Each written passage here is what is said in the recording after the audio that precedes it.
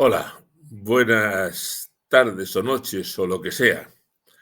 Saludos desde la Sierra Norte de Madrid, en unos días ya de verano, donde las fiestas y los grandes acontecimientos se van sucediendo de forma habitual. Mañana y pasado vamos a celebrar la Virgen de la Paz en Gandullas. Así que si les parece, rezamos una María a la Virgen de la Paz para que cuide de Gandullas y cuide de todos nosotros. Dios te salve María, llena eres de gracia, el Señor es contigo.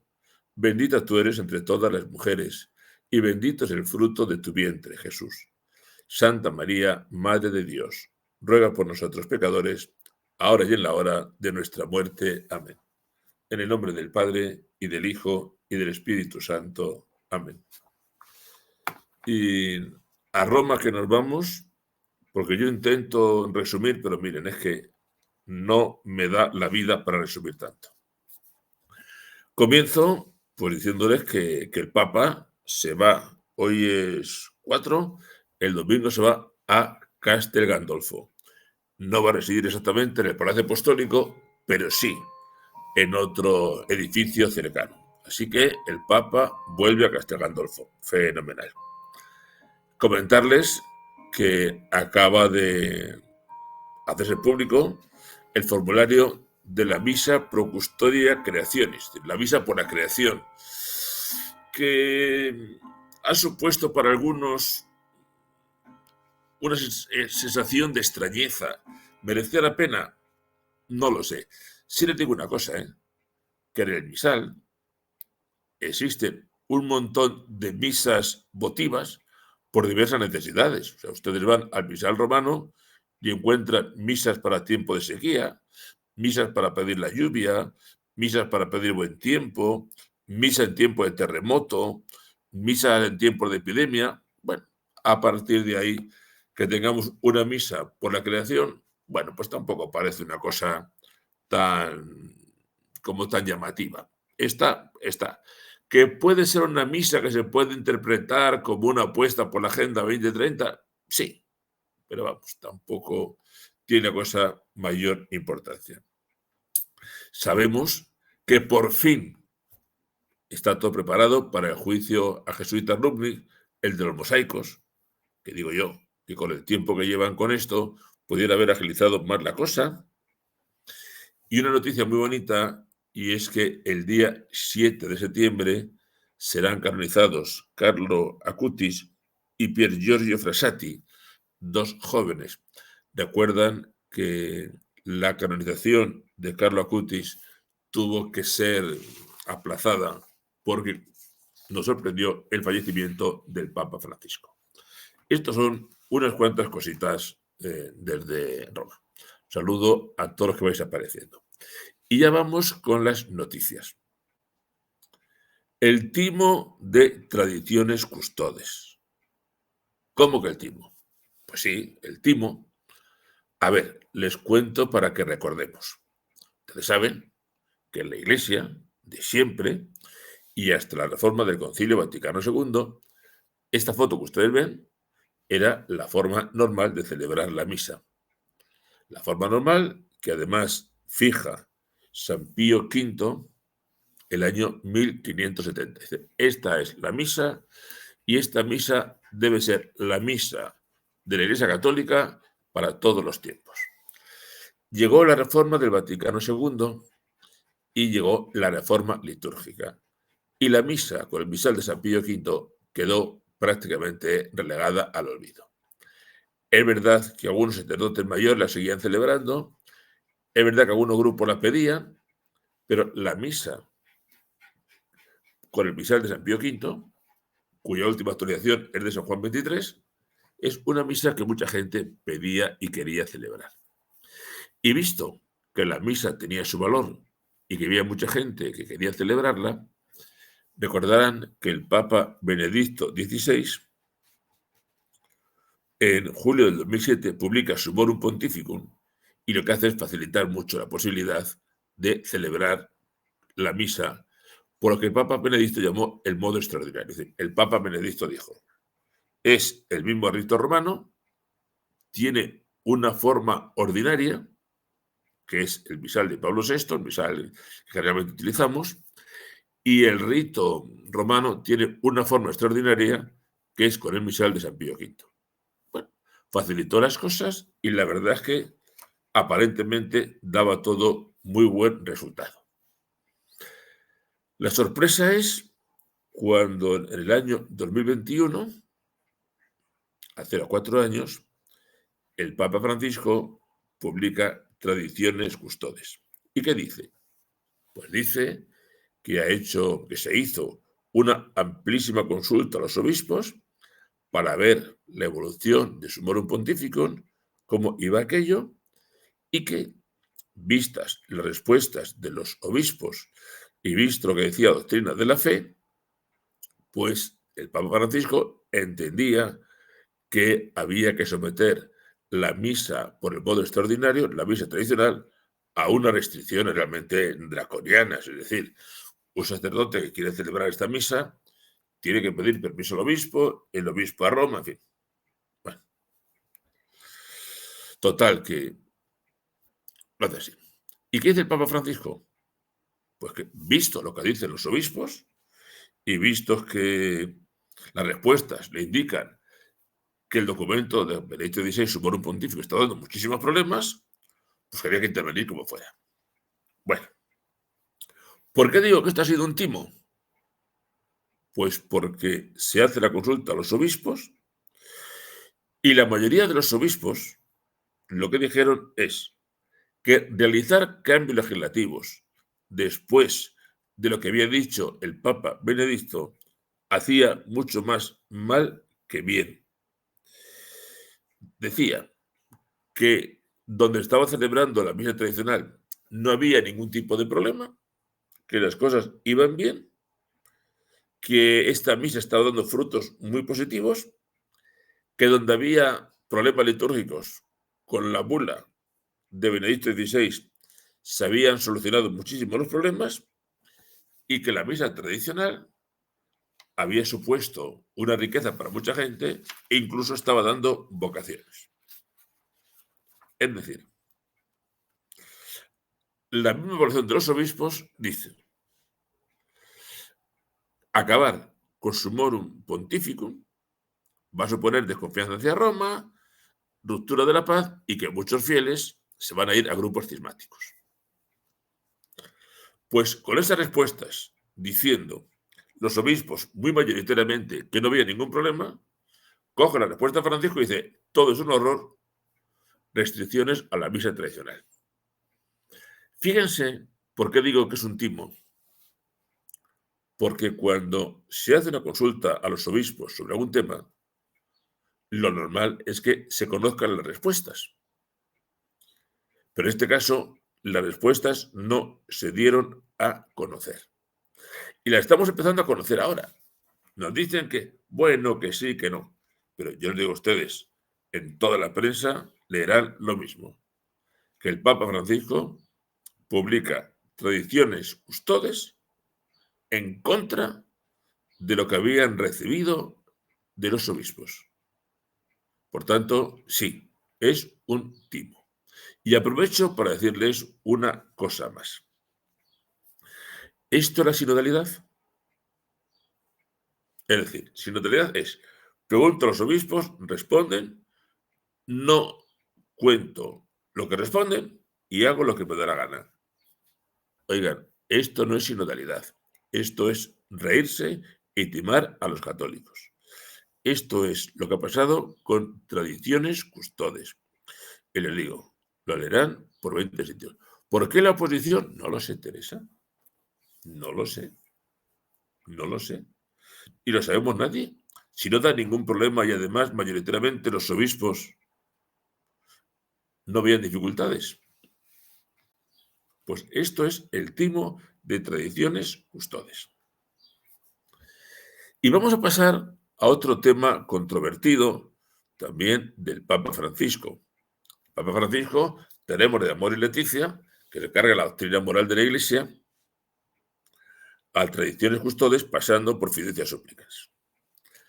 Fiducia Supplicans, que se recuerdan en ese documento que autorizaba la bendición de parejas gays convivientes en determinadas circunstancias, supuso prácticamente una ruptura en la Iglesia.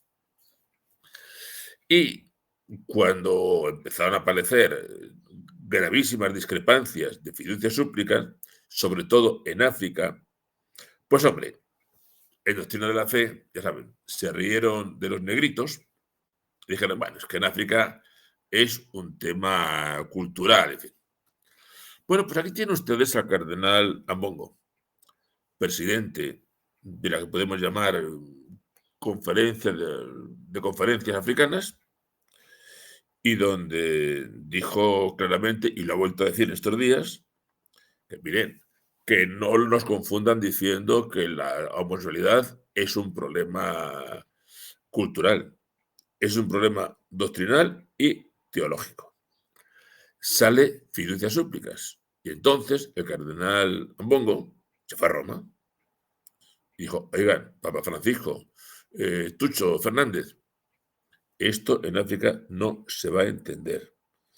Y entonces sí pedimos que esta autorización, que en determinadas circunstancias podría evitar, le pedimos que en África entiendan que esto no se puede aplicar. Los obispos africanos que dijeron que las uniones de personas del mismo sexo eran intrínsecamente corruptas. Pues dice más el cardenal Ambongo, pero no solamente África, es que en muchos países había realmente oposición a fiducias súplicas. Y otra cosa que también ha dicho el cardenal Ambongo es que ese grupo de cardenales, el C9, para asesorar a Francisco, que no debía existir, que es mucho más útil convocar a los cardenales de vez en cuando y que hable con los cardenales.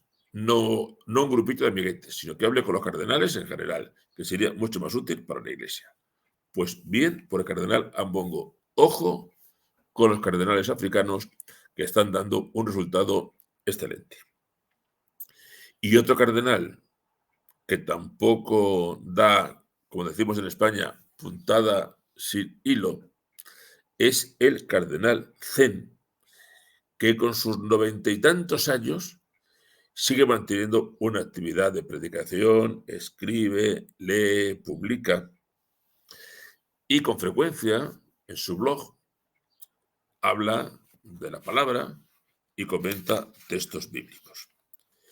Y una cosa que de cardenal Zen, el Dios de la misericordia detesta profundamente los actos sexuales entre personas del mismo sexo, porque ese pecado nos aparta radicalmente del plan de Dios para el ser humano. Hombre y mujer, unidos en amor exclusivo y permanente, abiertos a la vida. Él dice, que la tendencia homosexual no es pecado en sí misma, pero omitir lo que es sería faltar a la caridad con el prójimo. Y es interesante porque el cardenal Zen comenta el pasaje de la tempestad calmada cuando va Cristo con los discípulos y dice, el mar se encrespó, venía la tormenta y Jesús decía a aquellos que estaban con él, sois gente de poca fe. Y dice el cardenal Zen, pues como el cardenal Zen se refiere a Benedicto XVI y dice, como ya dijo Benedicto XVI, la barca de Pedro, la iglesia, se está llenando de agua, sobre todo desde dentro. Y dice el cardenal Zen, la confusión y las divisiones en la iglesia, especialmente a raíz de fiducia súplicas, nos han hecho sentir como si Jesús estuviera dormido. Señor, ¿qué pasa? No te importa que estemos pasándolo mal, no te importa que se nos hunda la barca. Y dice, miren qué bonito, por suerte nosotros, hombres de poca fe, lo hemos despertado. Nuestros gritos han despertado al Señor y Él nos ha dado un papa como León XIV, capaz de calmar la tempestad. Y dice, oremos por el Papa, no seamos impacientes, no le pongamos presión, no difundamos noticias falsas, ni analicemos en exceso cada gesto o palabra suya. Es un regalo de Dios, significa que Dios ha despertado y tiene misericordia de nosotros. No me digan que no es bonito lo que dice el cardenal C. Ustedes se han dado cuenta que llevamos unas semanas que yo no les hablo de los alemanes. Y a lo mejor lo estaban echando en falta. Bueno, pues hablo de los alemanes porque esta mañana leía yo un artículo en Infovaticana. La autora es Gabriela Kubi.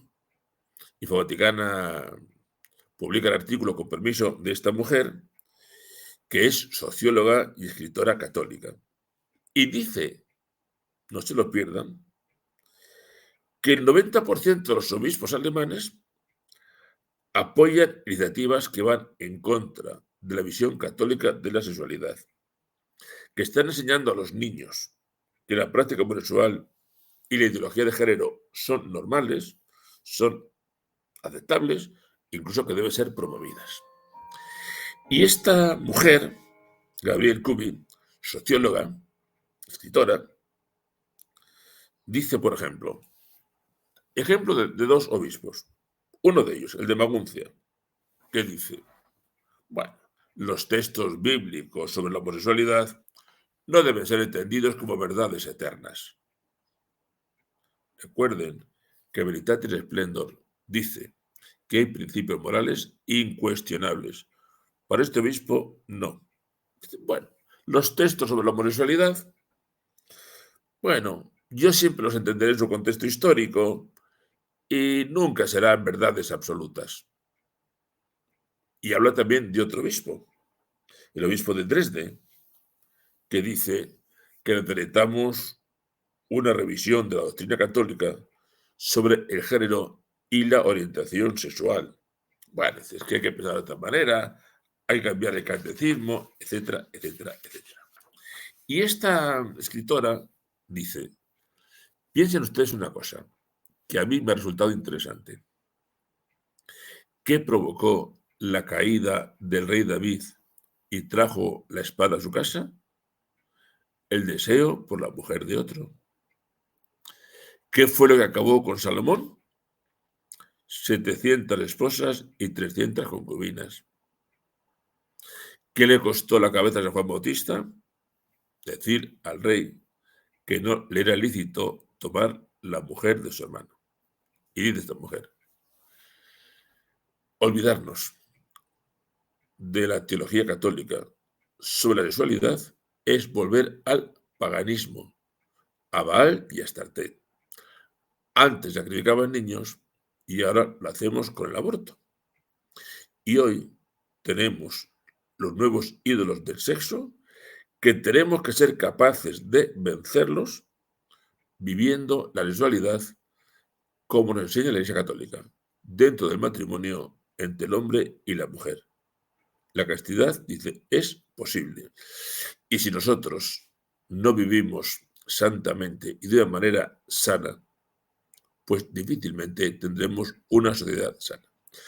¿Quién para los pies a los alemanes? Yo espero que el Papa León, que ya siendo cardenal, le dijo alguna cosa. Espero que tengamos suerte.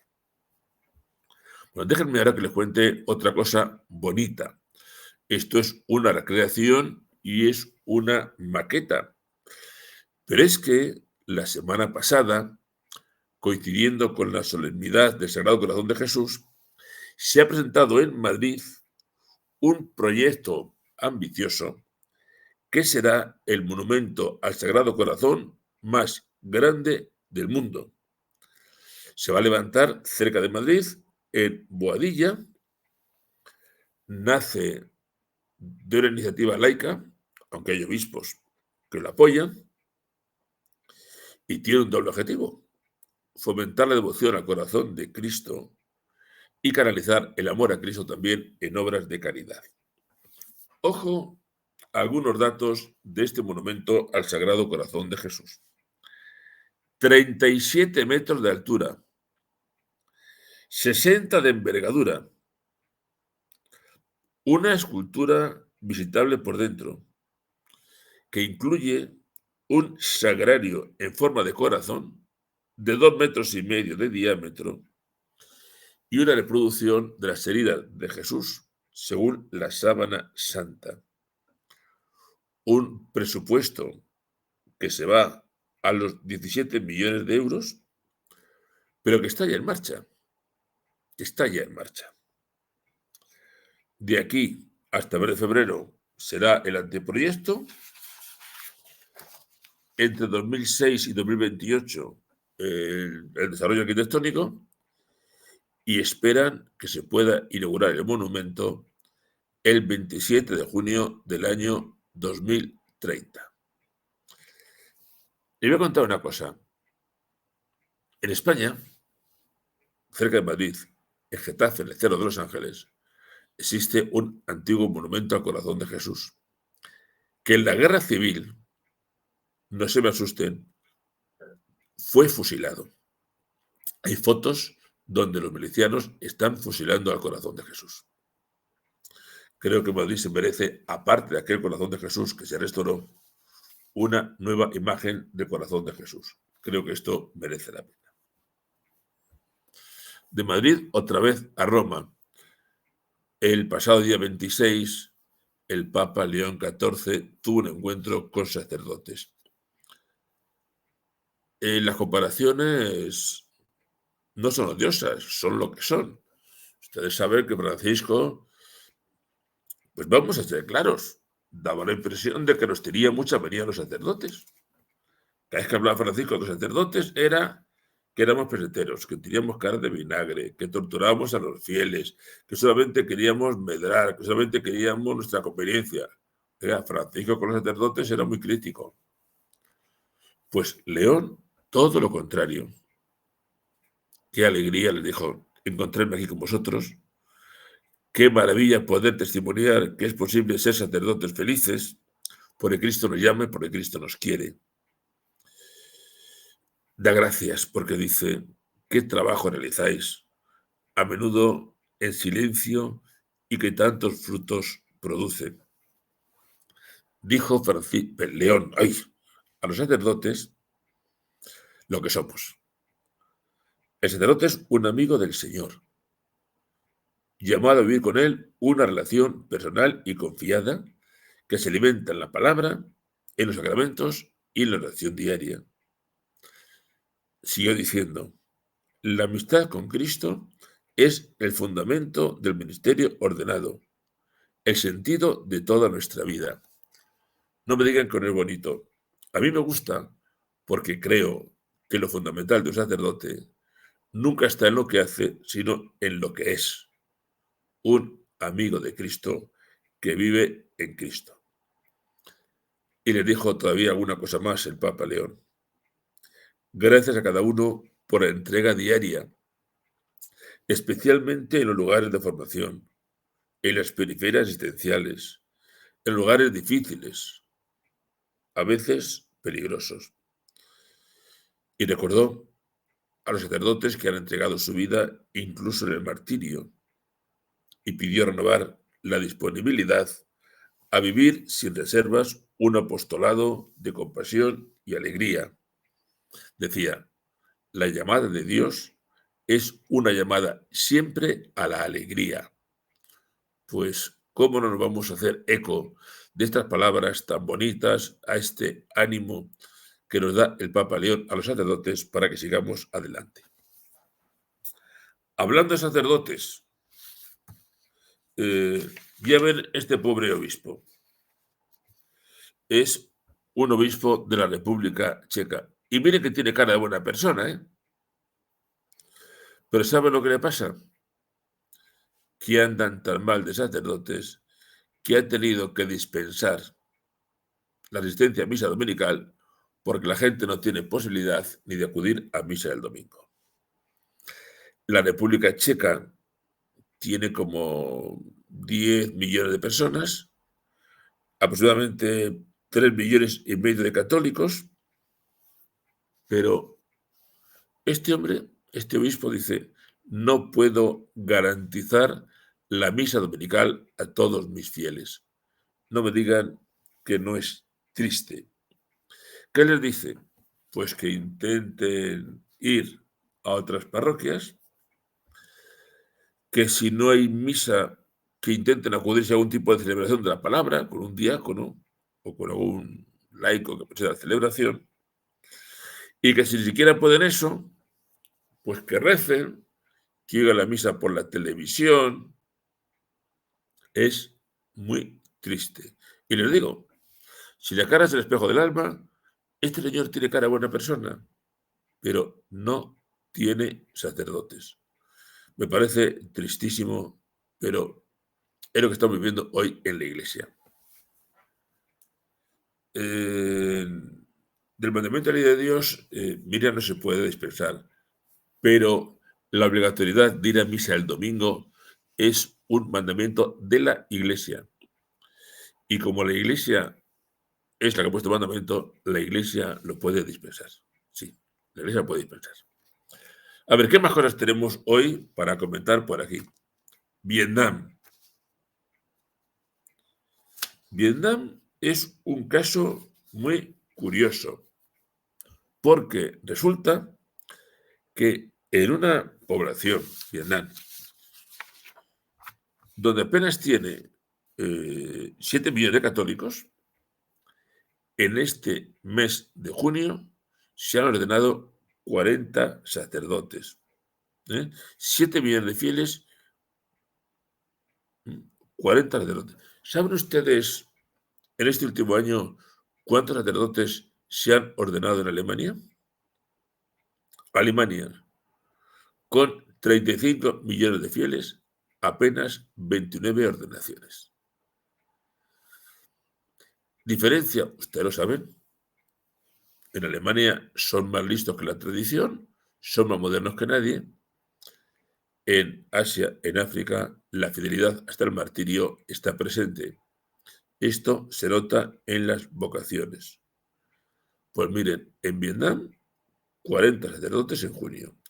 Y me cuentan, se lee en la prensa, que también aumentan mucho las vocaciones a la vida religiosa. Para 7 millones de católicos, tienen 2.700 sacerdotes. ¡Qué alegría! ¿Quién lo pillara? Pues bendita Iglesia en Vietnam y que sigamos adelante. Uy, un minuto me queda. El Papa suele todos los meses lanzarnos una intención para la oración. Se me ha ocurrido traerles la intención del Papa León para el mes de julio y nos pide que recemos para que se nos dé el discernimiento, para que aprendamos a distinguir con claridad lo que nos acerca a Cristo y lo que nos aleja de Él. Me encanta porque estábamos un poquito cansados, yo al menos, que la oración fuera para que nos entendamos padres e hijos, para que respetemos la creación, para que cuidemos a los pobres. Yo creo que esta intención es muy buena, que aprendamos a distinguir con claridad lo que nos acerca a Cristo y lo que nos aleja de Él. Pues si les parece, voy a terminar hoy estas noticias, estamos ya en la hora, con la oración que el Papa ha escrito para el mes de julio. Terminamos con ella. Espíritu Santo, luz de nuestro entendimiento, dulce aliento en nuestras decisiones. Dame la gracia de escuchar atentamente tu voz, para discernir los secretos caminos de mi corazón, a fin de captar lo que realmente es importante para ti y liberar mi corazón de sus aflicciones. Te pido la gracia de aprender a detenerme para tomar conciencia de mi manera de actuar, de los sentimientos que habitan en mí, de los pensamientos que me invaden y que muchas veces no logro reconocer. Deseo que mis elecciones me conduzcan a la alegría del Evangelio.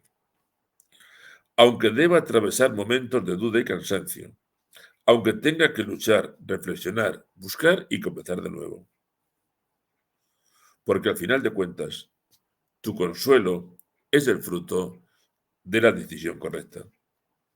Concédeme conocer mejor qué es lo que me mueve para rechazar aquello que me aleja de Cristo y así más amarlo y servirlo. Impresionante. Pues nada más. Buenas tardes, buenas noches.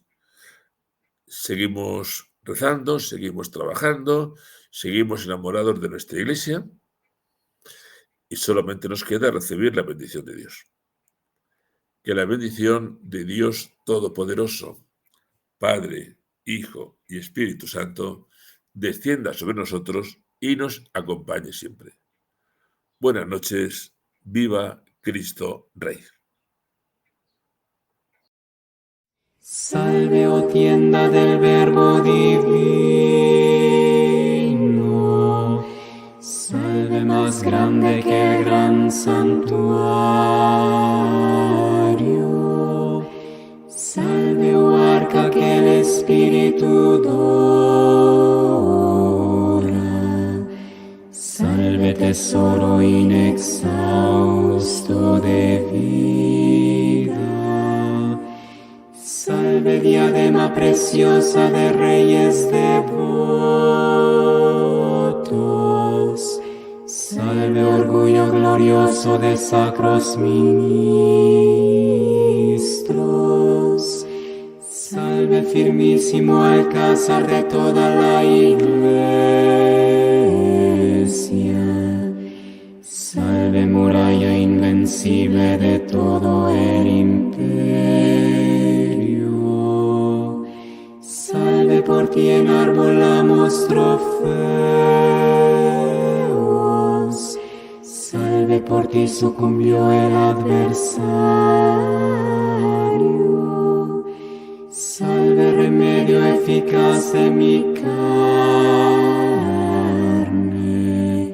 salve inmortal salvación de mi alma.